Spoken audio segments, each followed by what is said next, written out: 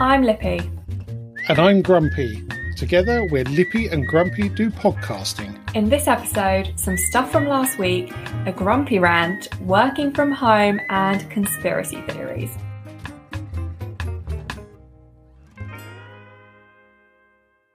So, Lippy, episode 14. Oh, God, it's getting high, isn't it? Racking up the weeks. We are racking up the weeks, actually. It's quite scary. Quite scary indeed. And this is a dawn of a new era because we've ditched Zoom after a very frustrating editing session last week. We have, and we've gone to SquadCast. So hopefully this sounds better and it'll be easier to edit. Definitely. The trial we did last week, mini trial, didn't get published, obviously. Sounded pretty good. I was quite impressed. It did sound good indeed. One of the problems I was having is there was massive gaps in between you speaking, which never happens. No, I talk constantly all the time. Yeah, which is the same thing, and I just said it twice because I like saying words. Yes, indeed. I like saying words. That'll look good on your CV. On to some matters arising from last week. We somewhat deviated in talking about Alexas. And I remembered a couple of days later, did you remember to turn the alarm off at 6 o'clock in the morning? Sure, I didn't, but I don't remember hearing it. Strange that. To be honest, it is in our living room. I don't think we would have heard it from the bedroom. And neither of us would get up for work that early, so it would have just rang off, I would assume. Well, it must give up after a certain period of time. Yeah. The first person up is then at what time? I said like 6, didn't I? It was 6-ish, 6 or 6:30. Yeah, so the next person up isn't until like 7:30, so... Well, hopefully it won't be like the mystery alarm we had here at 7 o'clock, which went for an goes hour. off every day. At 6 a.m. and nobody knows, and the neighbours are getting well annoyed. Wandering around outside trying to hunt down the fugitive. Annoyed. Yeah. Anyway, after that, I was interested to come across a spoof article about a couple sparking a riot by driving around neighbourhoods yelling, "Alexa, play Nickelback." Don't. Through a megaphone. She didn't hear you, it's fine. Oh, I've got headphones in, that's why she didn't hear you. That's why. I was like panicking, like, oh my God, it's going to start.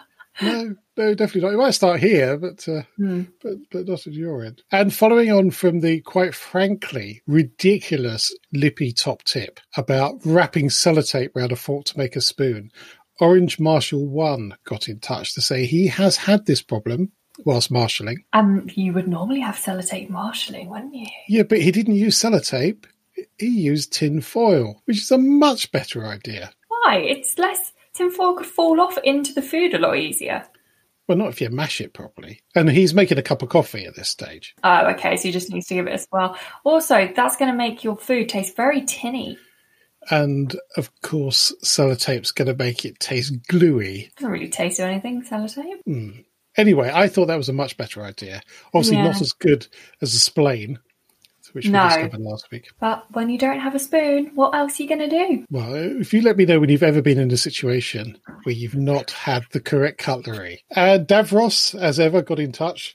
He's also has a very old Kindle and is quite happy with that. So us oldies stick together. He also doesn't have a great deal to comment on the Doctor Who New Year's Day special. God, that's a mouthful.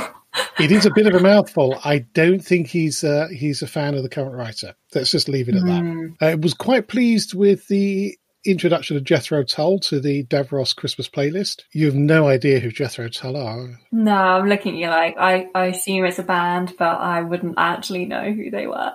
No, it is a band. It's a very old band, and they're very good, and you probably have never heard them, actually. No, probably not. And there is a Davros question about the 360-degree camera, about photographing the stand. And from experience, it does take a bit of the stand out, but it depends what you've got.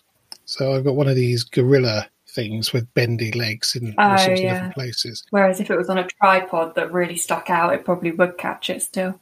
Well, it does catch the gorilla pad because you tend to stick them out. But if it's a post in the ground, you don't see it. I've got a spike, which will go on. Rather than a tripod style. Yeah, and it seems to be able to filter out its own body as well, which is something I'd like to do myself.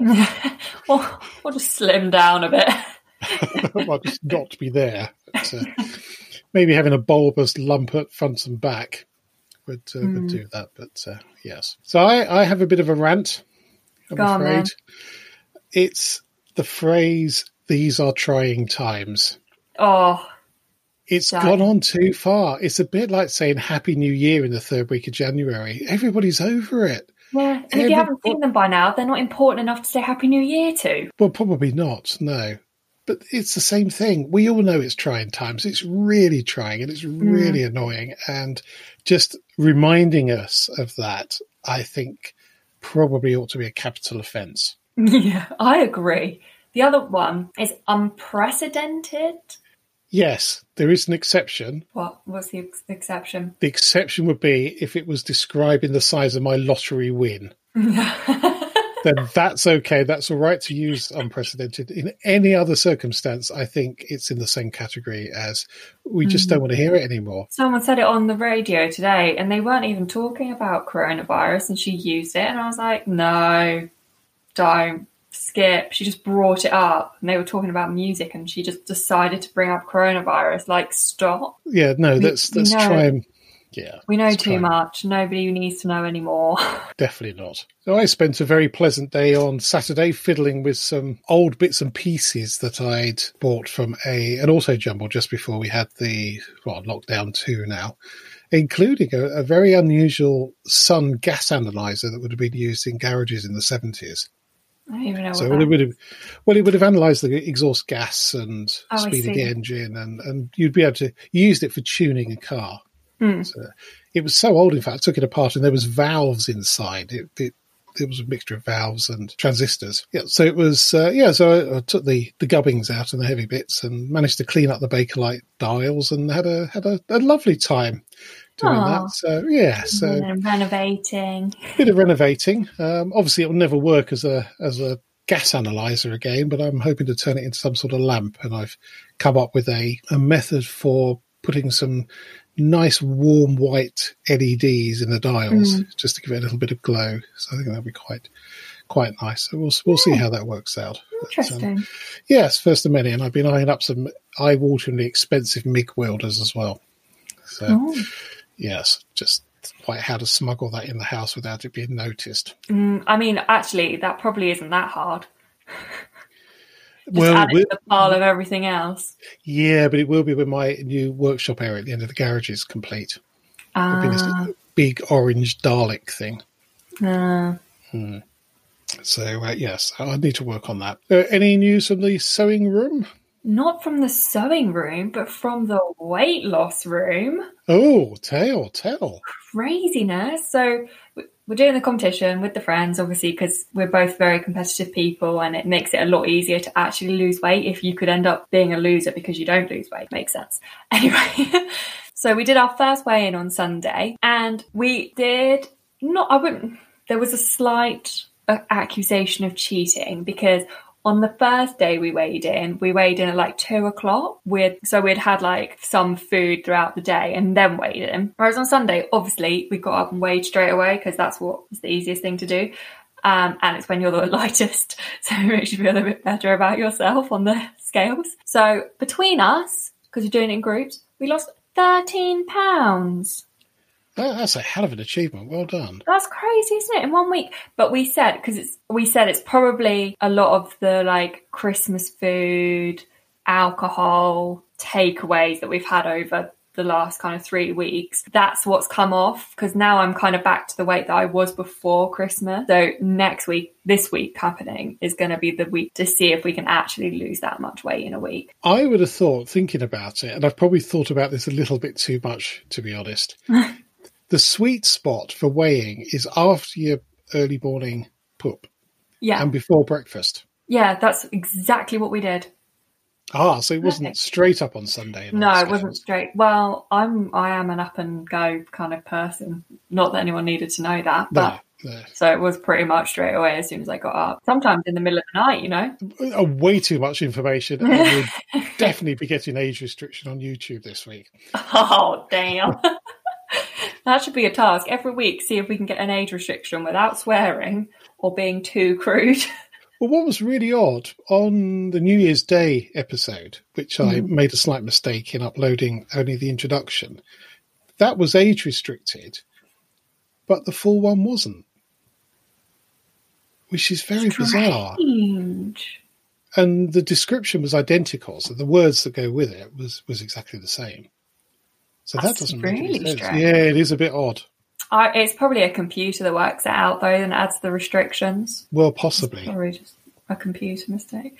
But anyway, back to weight loss. I have now also realised why yo-yo dieting is a thing. Because I used to think, stupid, if you've lost the weight, just keep it off. Don't put it back on and then lose it again. But now that I've lost my part of the 13 pounds, I'm like, I can eat whatever I want. I've lost loads of weight.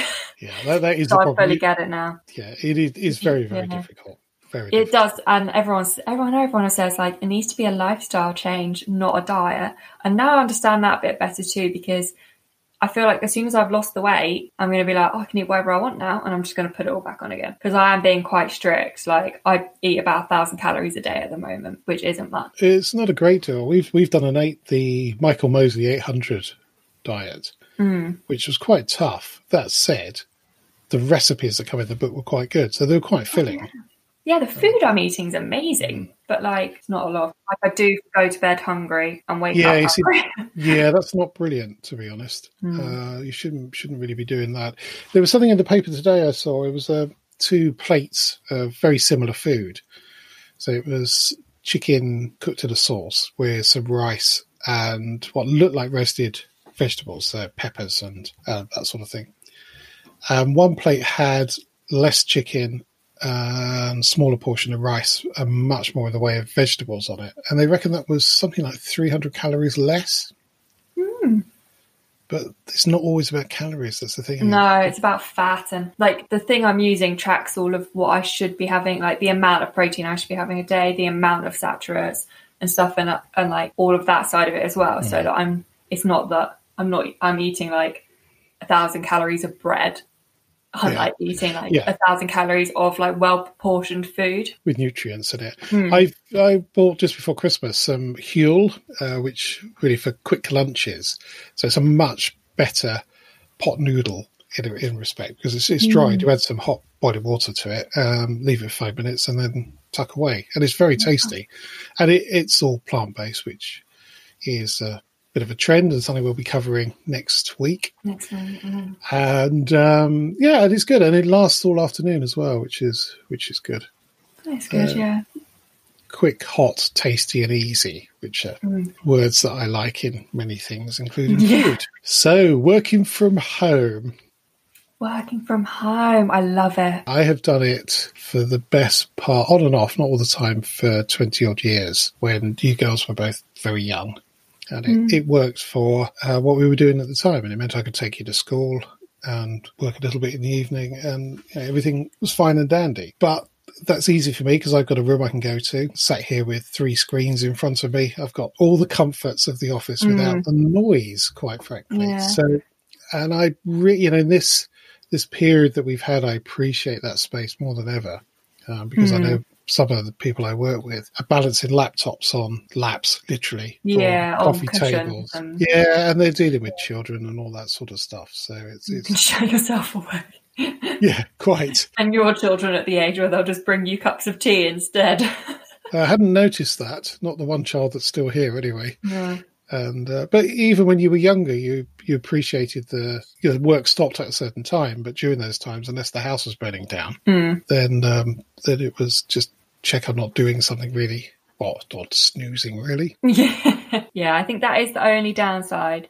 Is where we are, there isn't space for me to have a desk, and we are hopefully moving soon, in which case the spare room will be my office. But so I am just working on the sofa, but because it's like an L-shaped sofa, I sit in a weird place on the sofa for like normal seating, and it does work quite well. And I'm actually surprisingly focused at home. I don't know what it is, but I feel like when I'm allowed to procrastinate and like look at my phone for like 2 minutes here and there and get up and make a coffee, I actually work harder when I'm working because I know I'm allowed to give myself a little break. Well, I think a lot of that is from boyfriend of Lippy, who does essentially sprints, doesn't he? He does.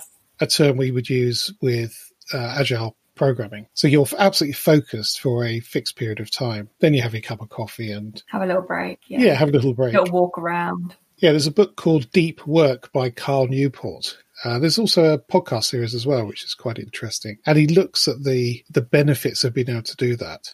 And given a working day, you probably only concentrate for, well, maybe half of that if you're lucky. With all the other distractions that go on. And particularly if you're in a noisy open plan office, then it's nigh on impossible to concentrate as well as you would do if you're in a library, for example. At my last job, obviously I was a sales wedding manager. I was getting up every 2 minutes, having to like walk the venue or answer the door because some bride was stuck with something, or like the amount of time I sat on my desk was probably about 2 hours a day. Yeah, some jobs will be like that. There'll be constant interruptions because, if you're in a call centre or where you're dealing with customer inquiries and that's your task, then it will be very disruptive like that. But then you shouldn't be my task, but it ended up being my task. Well, there in itself is a problem. Yeah, because if you're supposed to be doing something else, it requires some concentration. And every couple of minutes you're being interrupted. There's no way you can produce good quality work. Whereas now I zoom through my work. Because you're able to focus on it, which is good. And talking of Zoom, so Zoom meetings I find very, very difficult, personally. Do you? If it's a 1-to-1 or 4 people, it's okay. Any more than that, I find it tricky to work out who's talking. And if 2 people talk at once, I have this problem without the Zoom, where I hear everything. It highlights it for you. If someone's talking, it highlights who's talking. It does, but there's sometimes a bit of a lag. Yeah, true. That's true. Or someone coughs. Yeah, someone coughs. Yeah, exactly. And whilst it is a boon, there's no two ways about it. And I've used other systems in the past, and they've just been absolutely dreadful. Really, really bad. But Zoom it's easy to use, let's put it that way. Yeah, we use Microsoft Teams. Yeah, and I actually think Microsoft has put an awful lot of effort into that over the last 9 months and made it a lot better product than it may have been at the start. Yeah, it's good. I enjoy using it because you can chat on it as well as, so like I'll be talking to someone and I won't get it, so I'll video call them and screen share and show them straight away, and like everything's a lot quicker than having to email it to the person, wait for them to respond. And yeah, no two ways about it. And our Lions Club, we started using it as soon as the first lockdown started.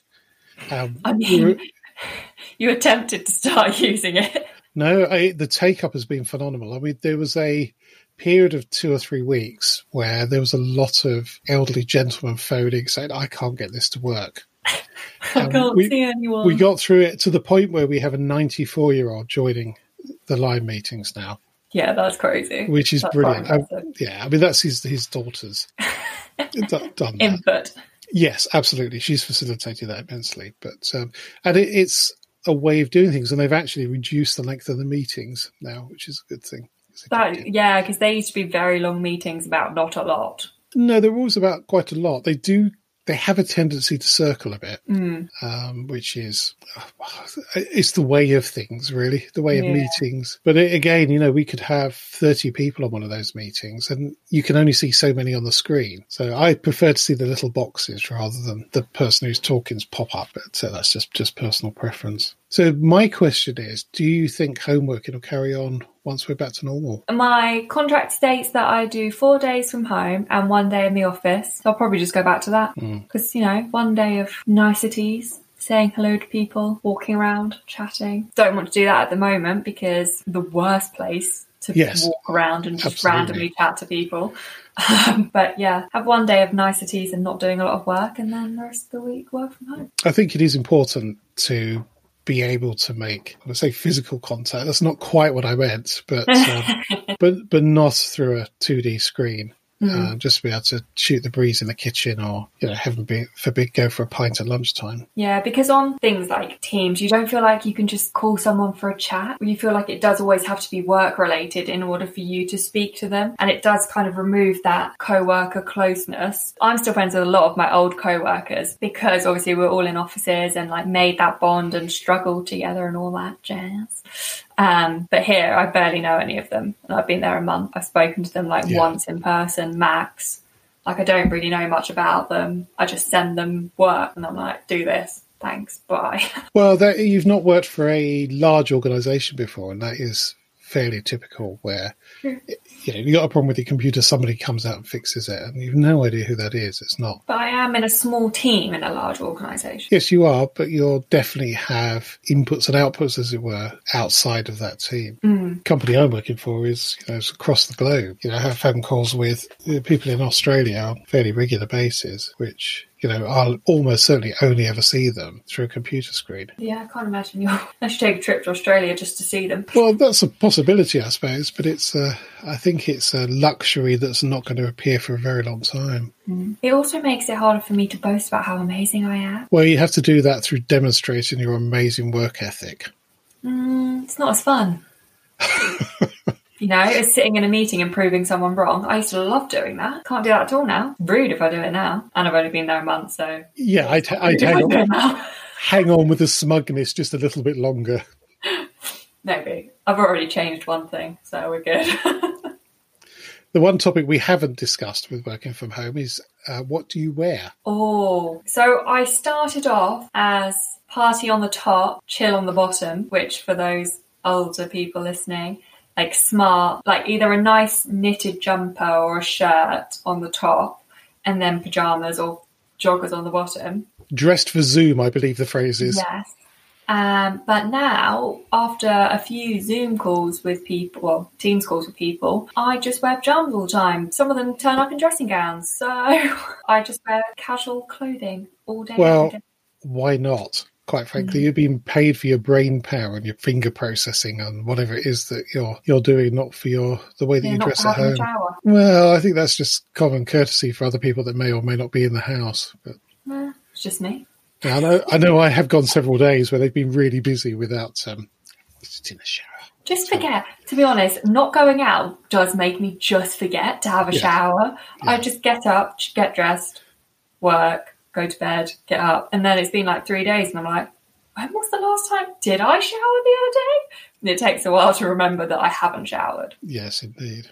Normally an accidental whiff of an armpit clocks oh no, I haven't showered for a while. Yes, I find if I reach from something from the cupboard or the bookshelf and go, ooh, yes. Two things: I know I'm not ill because I can smell my own armpit, and I need a shower. What was mine the other day? I got asked if I was ill, and I said no because I can taste my coffee and smell my fart. Excellent, good advice there. I think that's probably enough on that subject. Yes, probably. Our next topic, which is bound to raise a little bit of controversy: conspiracy theories.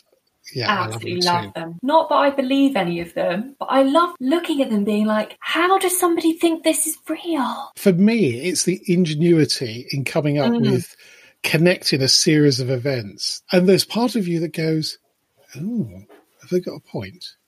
Yeah. Well, it does make sense when you put it like that.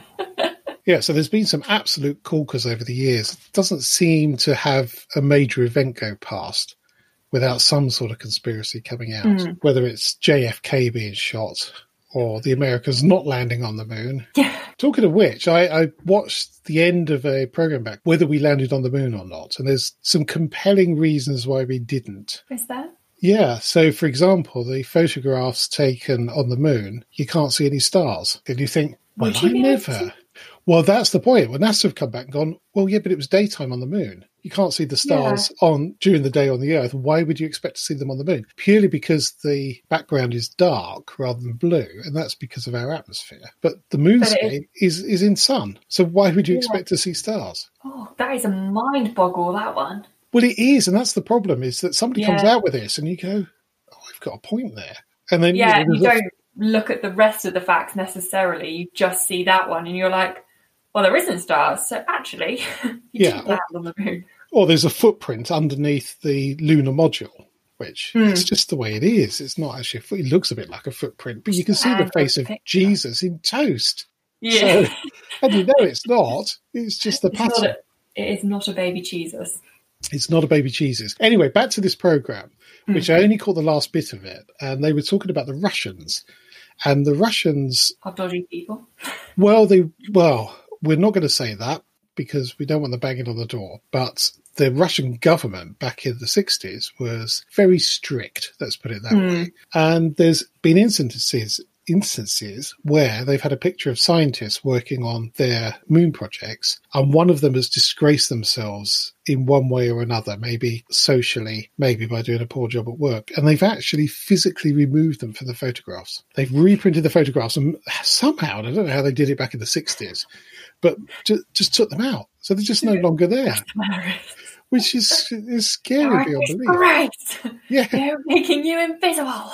Well, and not only did their image disappear, they disappeared as well. Oh, I see. Yeah, the way of things. Yeah, that's a bit too far. The pictures disappearing, that's funny. The actual person disappearing is a bit suspect. Not so funny. I came across an image on, I think it was on Facebook, in fact, earlier today, and they were talking about ancient flat Earth beliefs. That was the title of it. And it says, we would like to think that people have only known the Earth was round since Columbus didn't fall off, which is always an argument with flat earthers, is if you sail, where do you go when you reach the end? Yes. Yeah, and why hasn't anyone reached the end yet? Yeah, exactly. But the Greeks not only knew it, they calculated its circumference, which means flat earthers could travel back to 500 BC and still be considered dumb, which I thought was a little harsh. That's quite funny. The thing is, though, there was an actress that I really like called Millie Bobby Brown. She's in Stranger Things. She's like the lead in that. She's the lead in a new Sherlock Holmes type film. And she came out the other day on an Instagram thing saying that she was a flat earther and just lost all respect straight away. She had no kind of like explanation as to why. She just came out with it and was like, well, I am, so. That is very strange. You would expect there to be some source of science or opinion to back that up. Interestingly, I read a book called Escaping the Rabbit Hole by a chap called Mick West. And he was a conspiracy theorist and was shown the error of his ways. And what's interesting is that if you believe in one conspiracy theory, you have a level below which you won't go. So you could believe that the moon landings were faked, but you would still consider flat earthers to be a bit balmy. Yeah, I see that. Yeah, and he said this is very common. And the way to get people to walk away from that is, very gently with science and evidence, is to prove that they're wrong. Yeah, I think because the problem is when someone comes out with the conspiracy that they think, it's not a conspiracy to them, it's real to them. Absolutely. Yeah. They think it's happened. And then you get all these people being like, what about this? What about that? What about this? Like proving them wrong. That's just going to put them into argumentative, I don't believe you mode, rather than actually reading and taking in the information you're giving them. It's just making them go, blah, blah, blah, blah. Yeah, absolutely. Absolutely right. And there's a trait over the last few years where you pick something very small as a reason to discredit everything that person. I mean, I found myself doing it once when we had the Extinction Rebellion protests in London a few years ago, and they were across a bridge or a road, and they had a plastic plant pot in front of them. And I thought, well, that just nullifies the whole thing. They've got one plastic plant pot. They're obviously, this is just wrong. And I started thinking, I thought, well, it's not really. It's one plastic plant pot. It doesn't negate the whole of what they're saying. I mean, you may or may not agree with the manner in which they did it, but they had a point. But you see that time and time again. You see something very small, somebody's made a mistake or something's not quite right, and then that just washes away a whole pile of stuff, and that's not right.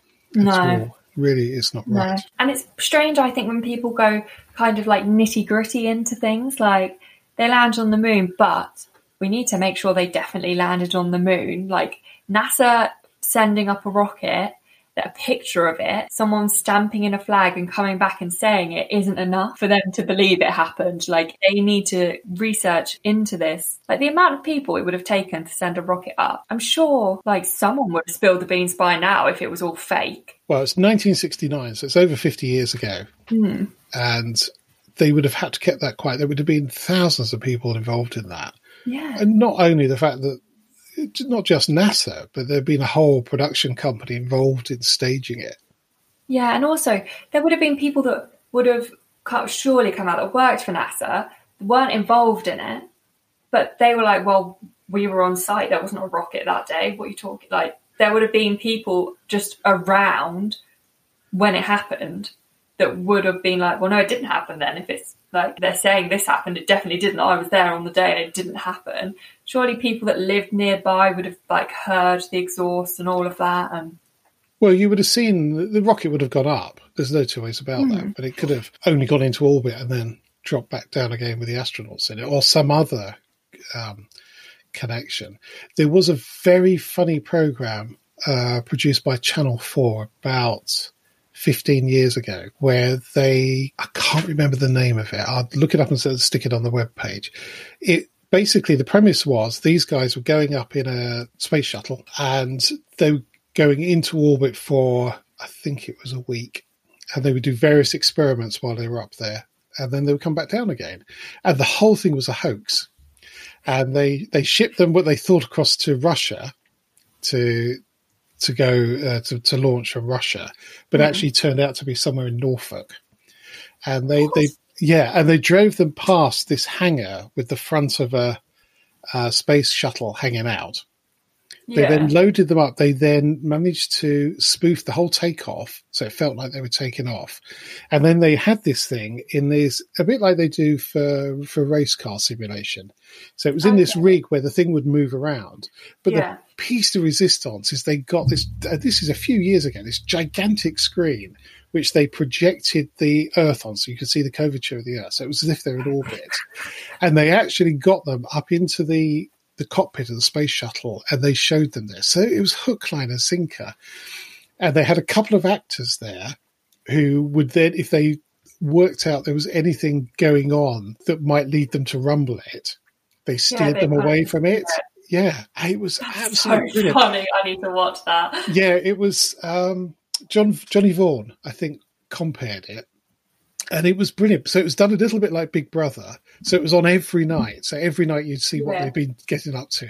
It was hilarious. And then, of course, at the reveal at the end, where they just basically split open. Yeah, but they were very gullible, but they were lovely people. I really went into that it. Panic though when you still think you're in space and because they came back down to land. Oh, they bring them back down. Yeah, I can't remember how I remember seeing the end of it, but I can't remember how they did it. I'll look it up. It was absolutely brilliant. But that's somewhat going off at a tangent. That is some serious pranking going on there, isn't it? It's not been done since, and I'm not sure you get away with it again. No, you'd have all sorts of people saying it's immoral and probably yes. Very, very likely. Health issues. Yes. But to go back to Mick West, he has actually got a website called metabunk.org, which has got lots of stuff on it. And his first sort of area of attack was with chemtrails with aircraft. So where you see an aircraft going through the sky and there's a sort of a vapor trail behind it, which is purely vapor. It's nothing else. But some people believe that's the government spraying chemicals on us. Obviously. And what he did is he went back, he found books from really the early years of aviation, and they had pictures of planes with chemtrails. And he said, there's no way we would have been doing it in the 30s, maybe 40s. No, surely someone would have tried to test the air. You wouldn't, there's so many, when you hear stuff like that, your brain just goes, surely you would have thought of this, and this, and that makes it not make sense. Yeah, absolutely. Somebody would. But when you believe it, you believe it, don't you? Which brings me on to another point that we seem to have at the moment, whereas if you've got a theory, or maybe you've got something that you believe to be true because you've backed it up with some science, but it doesn't fit with the mainstream view, then you're an idiot, or you're a conspiracy theory. Well, actually, I've just got something that's a bit different. And it's many, many things. It's not just the current situation we're in. It's things like cryptocurrencies, for example. Some people have been very authoritative on how bad they are and how pointless it is. Yeah, and the rest of us all making money on them. Yeah, basically, yeah. And they're the ones cheering when it drops by 25% and keep very quiet when it goes up by some monstrous amount, which it has. Bitcoin's at its peak at the moment. They have it's dropped down again. Okay. But certainly the growth over the last couple of years is quite considerable. Certainly anything much, much higher than you get in the building society. But there's no guarantee with it. It could all disappear tomorrow. It's the same as gambling, isn't it? So this is not a financial advice. No, don't do it. I didn't do it. I panic. I get stressed. I have that money. Why would I want to lose it? Well, that's very good. That's very wise. The last thing I've got to say, though, is about WhatsApp virus hoax messages. Now, I seem to remember when we went into lockdown 1, there was a lot of them about And there's one in particular, I can't remember the I'm a details of stalker. it. And you just see it 3 or 4 times in a day, and you go, people, why don't you just look it up and just check before you forward it that it's not a hoax? And it's the same one. It's so easy. It's so easy, and they've been going around for years and years and years. I mean, it's so easy to just forward it. It's easier to forward it on to someone than it is to look it up. But just in case, guys. Yeah, but I've just seen it on the television. No, you haven't. Yeah. Don't lie. No, but that's because somebody else has sent it to them. They're about the 20th person to forward it on. Yes.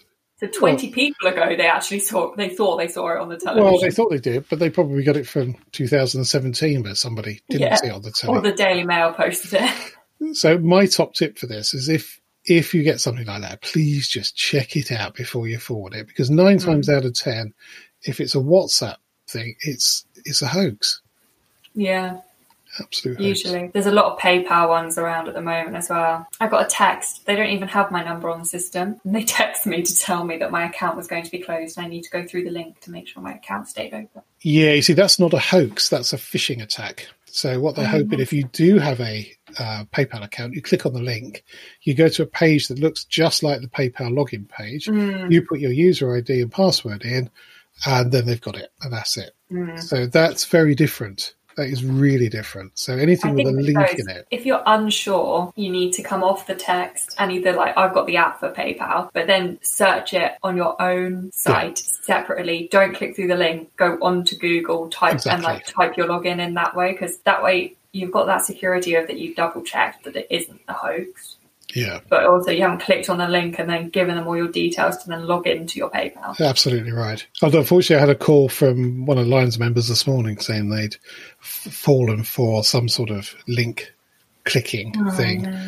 And they were sat looking at a laptop and somebody's moving the mouse around. So, oh no. Yeah, which is horrible. A really horrible thing to do. These people, how do they sleep at night? Know what they're doing. Anyway, do you have a top tip for this week? I do. It's slightly. Is it better than last week's? It is slightly better. Slightly. I was looking for a lot better. It's morale building, and I did it today because I needed a bit of a boost today, and I did it last week a bit as well. So my top tip for the week is, if you're feeling a bit down, put on your favourite type of music, turn it up super loud, and have a dance party by yourself. That's not a bad idea. Honestly, I do it once a week, and it is mentally, you just feel so much better after you've done it. It's that weird little bit of exercise that you don't think you're having, but you are having, and you're oxygenating your brain. And also, just having a stupid dance around just makes you happy. It does indeed. Don't have it so loud that the neighbours then start to suffer from anxiety. Oh, don't do it all day. It's only 20 minutes. I very much agree. I think putting on familiar music and music that you love is definitely the way out of a bit of a black dog day. Yeah, even if you've got loads of work to do and you're in the middle of it, just do it, because you'll feel better about it as soon as you've finished. You will do. And if you're able to have a bit of music on while you're working, so much the better. Yeah, definitely. Well, that was a good top tip. I fully approve of that. I really thought about it this week. It definitely upped your game from last week's. But you know what? My last week's top tip was one that I searched for. This week's top tip I came up with all by myself. So I think we know now that my personal top tips are better than my researched top tips. It does seem that way. Because I'm kind of fab, but kind of average. Yeah, of course, listeners can't see that. Oh, sorry, it says it on my sweater. Now, when you did your American road trip, did you go to Chicago? I did, yes. And Chicago is also known as the Windy City. Yeah. Do you know why it's called the Windy City? No. Well, I always thought it was because it was a bit windy. Yeah, that's what I would assume. Not the case at all. It was coined by 19th century journalists who were referring to the fact that its residents were windbags and full of hot air. That's so good. How bizarre is that? That makes sense, because Seattle is also the Windy City. Or is that the rainy city? I think it's windy, but Seattle's actually windy because it's like right at the top of California, right out on the peak just before Canada. So it's actually quite windy there. Whereas I don't remember Chicago being windy. That's because it's not. Yeah. But my only experience of Seattle is through the series Frasier. Mine is through Grey's Anatomy. Yeah. But they call it the Windy City or the Rainy City on that. Pretty sure it's windy. So I've just looked this up, and it turns out that Seattle is known as the Emerald City. Oh, what? Weird. Yeah, I mean, I do remember an episode of Frasier where it was very windy, but of course that was a set. That's real. So it's not in the outside. Yes, and just to unconfuse myself, I thought Washington was on the East Coast, but of course that's Washington, D.C., which is not in Washington, just to confuse matters even more. It's silly, really, isn't it? Just a bit. It's a bit like having York, not in Yorkshire. Yes. That would be daft. Why? Why? Yes. That's it for this podcast. Thank you so much for listening. You can help spread Lippy and Grumpy's view on life by leaving a review on your favourite podcast platform. If you're not sure how to leave a review, or if you download from Spotify, there's some help at lippyandgrumpy.uk/review. And if you would like to get in touch, email podcast@lippyandgrumpy.uk. So it's goodbye from me. And goodbye from him. Goodbye.